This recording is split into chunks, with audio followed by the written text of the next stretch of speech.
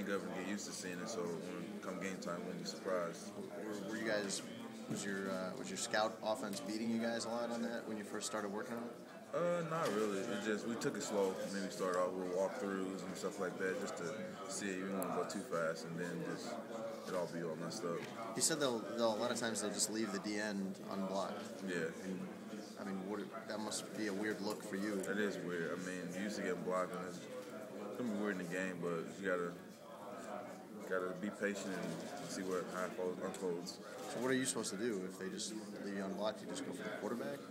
It depends on what our defense will call it, but just basically just be smart and see how it unfolds. How much does a scheme like this just make you focus even more on fundamentals?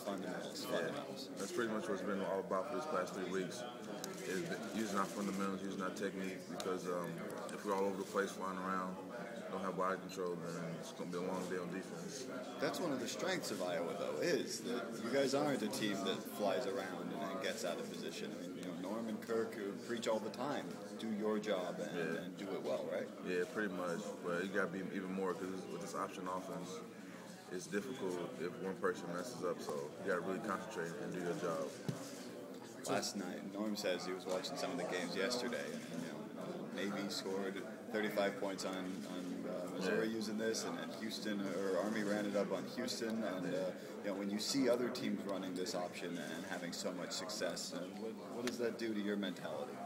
Not really.